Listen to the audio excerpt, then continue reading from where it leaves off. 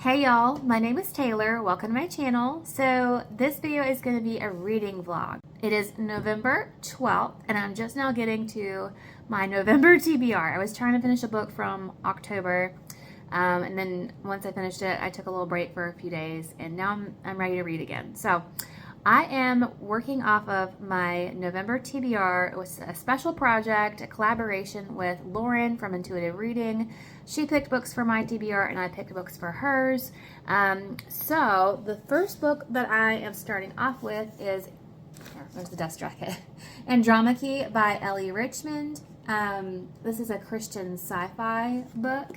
And I was reading the inside cover and it sounds like a mail order bride situation. The United States has fallen. They're kind of separated. One part of the U.S., former U.S., is poor, and the other side has more technology and things, but their human population is going extinct. And so there's a treaty where they can send brides in exchange for technology. So I am very intrigued just by that premise. I love mail order bride stories, and I've never seen one with a futuristic component, so this will be very interesting. But I'm picking this up, and I was reading the acclaim in the beginning, and the very first quote is from E.A. Hendricks, and she wrote one of the other books on my TBR. So I thought that was an interesting connection there. But yeah, I want to keep y'all apprised of my thoughts as I go. I did, it has an audiobook on Audible, and right now I'm going to read it physically while I'm eating lunch. But the audiobook said it was only 5 hours, so maybe I can finish this in a week. We'll see. I would like to at least finish this up for this vlog and give you some conclusive thoughts at the end of it. But yeah, I'm just gonna dive right in, and yeah, I'll let you know what I think. Hello, it is November 13th, the next day after the first clip. So I am trucking right along. It is the evening time, so for a day and a half, I am almost halfway through. This is flowing pretty quickly, maybe because the font is pretty large, so it's going pretty quick. And this, like the actual page count, I think is 309, something like that. Whenever I look at the last page, I'm always like, I don't want to spoil myself. But yeah, so initial thoughts are that I am interested in the story overall of like the world itself. I like the main character. I am not sold on the love interest. I'm assuming he's a love interest based on the synopsis. But yeah, so let me just back up. So Andromache is she is infertile. So I definitely would say if that is something you're struggling with, maybe this would not be a good book to read at the time, or it might be helpful in your processing of that, but only you can know that. But it is something I would definitely be aware of going into this. This is a lot has to do with the inability to have children and a woman's worth based on the ability to have children, because in this society, if you're unable to have kids, you're basically worthless. And so obviously that's a problem. Andromache has a big problem with that because she herself is infertile. And yeah, so there's a lot of discussion about worth based on things outside of God. This is definitely Christian fiction. It's mentioned the Bible and the Creator, different terminology for God. And so anyways, she gets picked. It's very like a Hunger Game-esque type of setting where they have every year these girls are picked randomly to go to the East as brides, so that the East will pay the West in resources and things like that. And so she gets picked, and she even has like a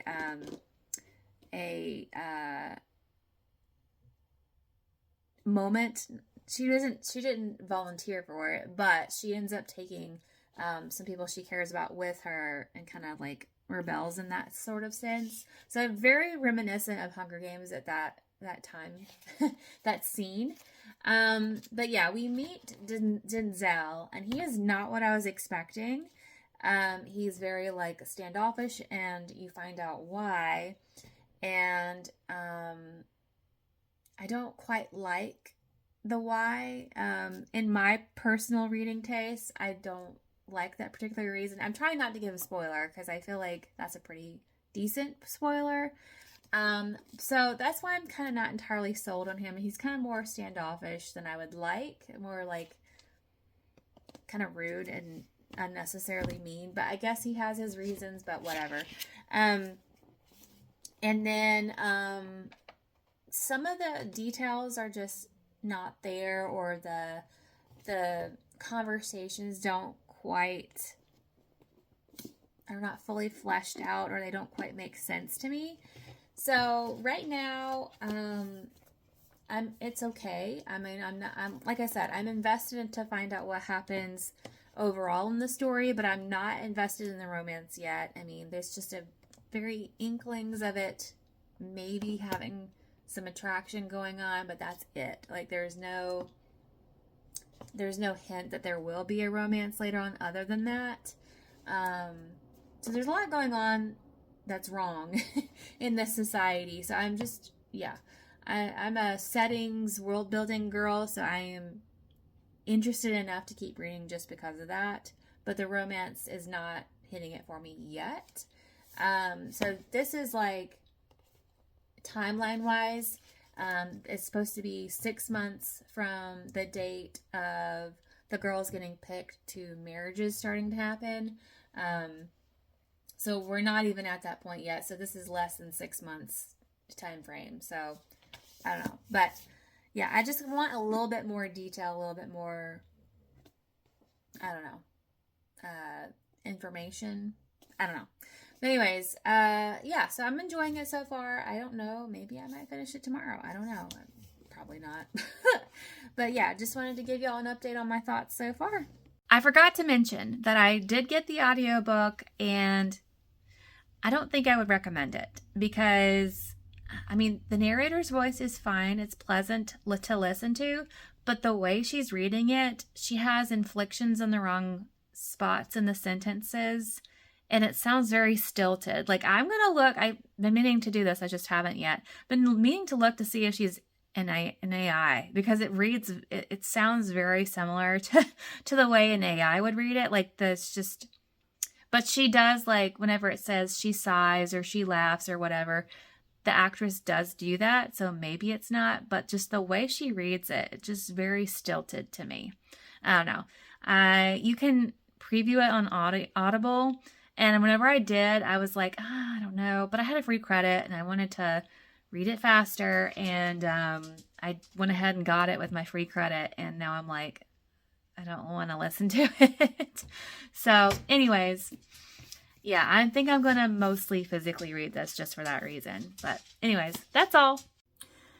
All right, y'all. The straw has broken the camel's back, and I am DNFing this. So this is always a struggle as a content creator because I want to give y'all my honest opinion, but I don't want to be too harsh about something. Because if you can tell from the last clip, I'm kind of hedging my words, trying to be optimistic about the book, trying to give it a chance. So I don't mean to come across as hateful or bashing to any particular book, but I do want to give y'all my honest thoughts. I want y'all to trust me for my reviews, you know, that I'm giving you my authentic viewpoints. And also too, like, you know, bad reviews are still helpful for the author because one, it kind of helps everybody because one, you have readers who have similar reading tastes that might be dissuaded from trying that book out because of the review, which saves that reader time, potentially money. And then two, helps the author out in the long run because that potentially disgruntled reader is not going to leave a bad review that's hurting their ratings. So, that's kind of how I feel about it. So, yeah, I'm going to give y'all my honest thoughts. But I also do want to do it in a kind way because I don't mean to attack anybody. I don't know personally, but I can imagine how much work goes into creating a book.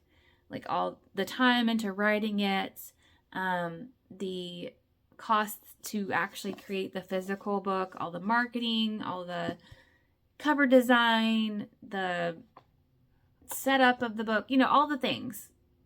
I know it's very involved and potentially costly. So I do want to recognize that. So I hate giving bad reviews for books. I really do. But yeah. So if you can tell from the last clip, I'm trying to hedge my words because I was trying to be optimistic. I had some initial thoughts. I was like, I'm going to give it a chance. I'm going to try. There were some things that I liked about it. I liked the premise of the book. I like, the Hunger Games-esque type setup. But when I very first opened this book, even before I read it, like the font is very large for a novel. Like if the font was not this large, this book would not be this thick, which is not even that thick, right? So to me, it kind of reads more like an essay versus or maybe like a novella versus like an actual novel. Like the amount of stuff that hasn't happened or has happened for me to be already in the middle of the book is just, I shouldn't be in the middle of the book.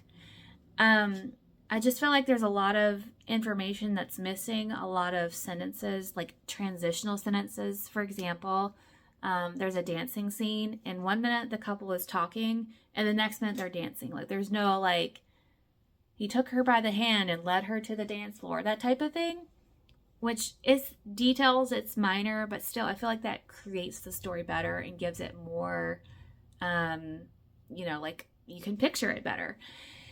And I just would like more depth. I want the characters to have more backstory. Like to me right now, halfway through the book, I'm not particularly invested in a ton of them. I just want more. I want more.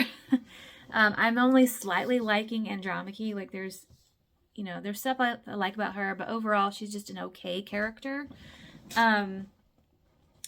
But like I said before, I was mainly interested in the world and the story building, that type of thing, and the romance was just not there for me. And so that in particular is what is making me stop reading this book. It is a spoiler, a minor spoiler in the grand scheme of things, but if you're wanting to be completely blind going into this book or having no outside influence, I will put on the screen, because I need to talk about this. I will put on the screen spoilers until I stop talking about it, then you can come back if you so choose. So, turn back or forever hold your peace that this is the spoilery section, okay? So, Denzel Xavier is the main guy, right?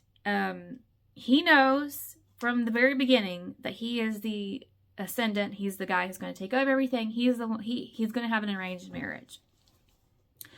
But he falls in love with this other chick before Andromache and all the other girls arrive. He said that he had been in love with this girl for 5 years. And Andromache witnesses a scene between these two characters talking about like their forbidden love, like they can't be together because the society, and he actually offered to run away with her out into the West or out into the Midwest and, kind of giving it all up. And she did not want to do that, even though she said she loved him, yada, yada. So he's upset with her that she didn't choose him. And then this girl's name is Evangeline.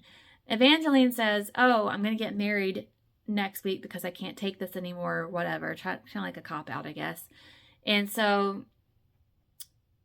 months pass, and Andromache witnesses them embracing again. Like, she's like, I want to talk to you. And Evangeline was like, I want to talk to you. And then Andromache like witnesses them hugging, and, you know, she feels the type of way about it. And I'm just like, but then a few, you know, she's still attracted to this guy, you know, and I get that she's going to have to make best of the situation to whoever she marries, which potentially is this guy, Denzel. But she's attracted to him. Like,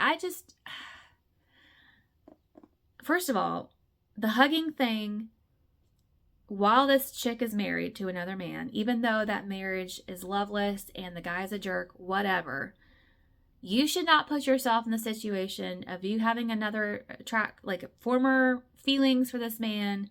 You should not be in a situation where you are having any kind of physical contact with him. You know, I don't know. So that's cheating. I mean, even though it's just touching, it didn't say like they were kissing, it said embracing. I don't know what that means, if that's just like hugging or kissing or whatever it was. It's still too much. It's cheating. And then, but really, I am as a reader, am not wanting to read about the main guy still having feelings for this other chick when he's supposed to he's supposed to be the main dude, and the main girl just kind of, you know, still being attracted to him. You know, like, that should be, you know, like, I'm gonna shut down my feelings. It's a hard situation because she's kind of forced into this marriage thing, or, you know, being picked by somebody, so you kind of have to make the best of the situation. But yeah, I don't really like that. It's just a personal thing that I don't want to read about the main guy having feelings for another chick if that's not the main girl, you know? So anyways, I'm going to DNF it. I did skim to the end, which I don't ever do. I don't ever skim. And I'm glad I am DNFing this because the ending is not satisfactory to me.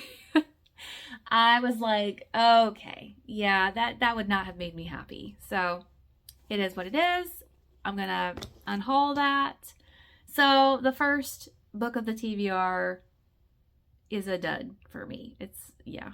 So, all right. Anyways, let me go get the book that I am actually going to read next, and I think will be a much better success. Okay, so I moved locations because I feel like the lighting is better in here. Here we are. But the next book I'm going to read, finally, is Across the Ages by Gabriel Meyer. So this book has been a long time in coming. This came out last year. I have loved this series up until this point, and I don't know what in the world it was. I just was not mentally in the headspace for it, because this series comes with a huge emotional punch that you're just like, it's one of those things where you're like really dreading what's going to happen to the characters because you know the author's going to put you through it. Very emotional roller coaster ride, right?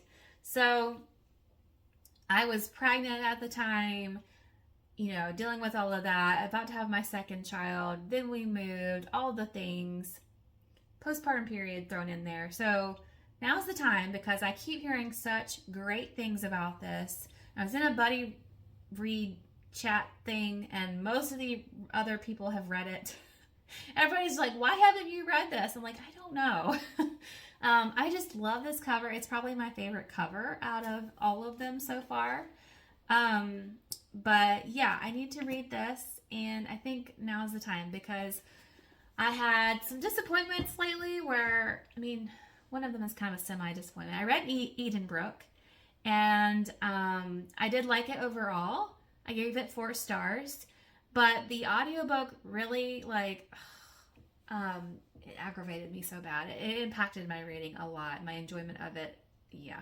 I did not read it all the way. I read like the first third of it by listening to it, and it was like making myself listen to it because the narrator's voice, like, yeah, it's not good. Yeah, so I was disappointed about that audiobook, and then I got the audiobook for Andromache, and it was just so stilted, and I couldn't keep listening to it. Yeah, it's just not good either. And I'm DNFing Andromache, and I'm just kind of a little bit disappointed with my reading. Like I said, Edenbrook was good. There is that, but my audiobook experience has been kind of trash lately. But I did pick up the audiobook for Hoopla, and I'm pretty sure it's the same girl who's narrated the other ones, and she's excellent. So maybe the audiobook experience will be redeemed for me, and then I can also have a good book, because I know I'm going to like this. I mean, I would be shocked if I did not like this, given the amount of people that have loved this and her track record with writing great books. And yeah, so this is time travel-esque type story. The only thing I know about it is there's 1920s timeline and a 1720s timeline or something. Pirates and like speakeasies going on or something. Yeah, I'm gonna go in this kind of blind. I have heard that people who don't cry so much have cried with this book. I have never cried as an adult. I got teary-eyed once, but no tears actually fell. No book has made me cry. So maybe this is it. Maybe this is my moment. So, yeah, I'm going to take y'all along with me to see what I think about it in real time. I will try to get live reactions, but again, mom life, I'm usually reading in the dark while the baby is eating. It's super late. I'm super tired. So we'll see if I get any live, reactions. I hope so. But yeah, here we go. Hey y'all, it is December 1st. I have not updated this vlog in quite a while.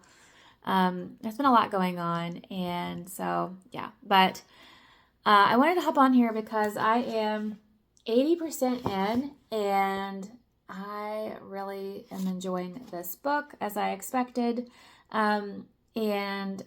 Yeah, so I am at the very end of chapter 26, and there's just such a beautiful message of redemption and forgiveness. I mean, in this book, the family stuff is messy, like more messy than in her other books.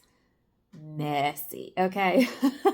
I'm just like, how in the world did one particular situation happen? Oh my goodness, I don't know, but real life is messy and sometimes stranger than fiction, right? So I'm just like, okay.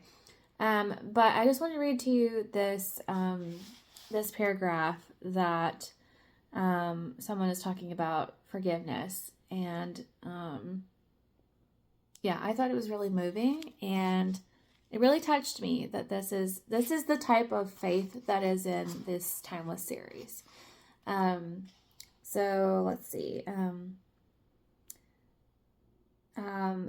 This person is talking about being devastated by some news, and some past things that he went through, and he says, at the past time, when he went through something, I didn't understand the power of redemption, of forgiveness, of second chances, but today I do. I know it can change lives drastically because it changed mine. And if I live to be 100, I will never tire of offering grace and forgiveness to anyone who asks it of me, because how could I deny it to someone when it's a gift that God gave freely to me? Wow. Oh, I mean, isn't that a message for all of us that are believers? I mean, it can be so hard to forgive people that have wronged us. I mean, I can think of some situations in my life that are just really hard. God gives us grace, so we must give grace to others. And that is a picture of Christ, and we are supposed to be lights in this broken world. And how can we do that if we don't forgive and give grace to others? So I thought that was a beautiful paragraph of quotes that I just really really hit me. So just thought I would share that. Like, if you're questioning reading the Timeless series, that is kind of the kind of faith that you will see in these books. And the story itself is great, but also the faith is really well done too. So that's what makes it a upper level star book series. And yeah, just thought I would share that. I probably will finish this today. I'm not sure. I would like to, because I really want to get into Christmas books and also finish this vlog out. But yeah, also, by the way, I hope everyone had a happy Thanksgiving. I know sometimes it can be hard during the holidays for people, but I hope that you had a good time of celebration, good food, good time with family and friends, or at the very least know that God loves you and He is always with you. For us, it was our first big holiday away from our family in South Carolina. And so I was really just blown away by the Lord's blessings for us, because we had someone from our church offer to go eat and celebrate with her family on Thanksgiving Day. So we did that and ate some food I've never heard of before, like overnight salad, and tried some different things, the Indiana state pie, which I think is like cream pie or something. It was really good. And I got to share some Southern cuisine. I made a sweet potato cake, and they seemed to enjoy it. And the day after that, we hosted two of my husband's classmates. They didn't have anyone to celebrate Thanksgiving with because they weren't going home. So we hosted them for a mini Thanksgiving meal. My husband made duck for the first time, and he really enjoyed how it turned out. I did not partake in the duck. I had some chicken, but that was really a blessing. We got to play board games with one of them. He stayed a little bit later than the other one. And on Saturday, over the weekend we had a whole bunch of snow come in, so my 2-year-old has had an absolute blast playing in the snow. And so it was really a blessing for that. I'm taking them as you will. Like, I'm slowly becoming acclimated to possibly being okay with winter. The mornings are going to be the hardest part for me, trying to get out the door. But anyways, my husband helped me this morning. He got the car situated, so we'll see how I feel tomorrow when I have to do that alone. But we also had another couple host us for dinner on Saturday night, and got to know them a bit more. And my daughter and my son played with their child, and Sunday was church. So just a huge weekend of blessings upon blessings. It was just an amazing time for us as a family, because it's the first, well, not the first, we had a small fall break, but I felt this was a true break, because most of the time my husband was with us or doing something for us in the house, something not school related. And that was just so nice, and a small taste of what's to come with winter break. Because y'all, I say, if I have said this before, I'm sorry, but it's just like when he's in this graduate school program, it is very, very intense, a lot of schoolwork, and it's basically like living with a roommate. And so he does the schoolwork, and I literally do everything else, pretty much. I mean, he'll help me here and there with discipline with the kids, or if I need help getting the kids to bed or something like that. But overall, I do the cleaning, I do the cooking, I take care of our 2 kids and 2 dogs, I transport everybody, I do the appointments, I pay the bills. Like, literally pretty much everything is what I've been doing, and it's exhausting. But I'm just very thankful for all the things that God has given us, and this Thanksgiving break was definitely a blessing, and I am so anticipating this winter break and the Christmas season. The most anticipated I have ever been for Christmas, not just for what Jesus has done for us, the celebration of Christmas itself, but also what is going to be like for our family to be together again, in a more not stressful, not something impending hanging over my husband's head all the time. So I'm just really grateful for that. But I am going to hopefully finish up this book soon, and I will give you my final thoughts. Okay, y'all. So this is the first for me, walking in the snow. Never done that before. I don't think you probably can in the South, or at least not where I'm from, because the snow is very icy, whereas this is like a good, like, crunchy type of snow. At least at the moment, there's no ice. There's like a few patches here and there, but I'm being careful, and I really like it. I like walking in the snow. It's actively snowing right now. But my friends and I are doing a challenge to walk more, and we're starting off today, December 1st, and today is, oh, there's a nice icy patch right there. I'm gonna try keeping it better on my steps, but yes, it's cold. But it's good. So yeah, we're starting off with half a mile today, and I did start off walking my house, and I'm like, my house is so small, and my dogs are looking at me like the world is going to end, because they're like, what in the world are you doing? Oh look, there's my steps from where I came before. I'm walking out here, and my hand's about to freeze with this camera, but otherwise it's good. And oh, and hold on, these leggings that I have, Aldi, they have some leggings for sale this year, and they're holding up. They're like fuzzy, soft leggings, and they're really good. So, highly recommend. I did get a different pair from Aldi that was like way too tight for what size it was, but I will try to put a picture up of what it looks like. So, yeah, I just thought I'd pop in and say, do the exercise. Just get out and do it, and you will never regret moving versus not moving. So try walking in the snow if you haven't, and you have the opportunity. Hello, it is December 2nd, and I finished it last night. And I've been thinking about how I'd rate this book all day, because this is an excellently written book. Gabrielle Meyer is an extremely talented writer. Like, she can write. But I've been trying to compare it with the other ones to see how it would line up, and to me, this one just didn't hit me in the feels as much as the other ones did. So no, I did not cry with this book.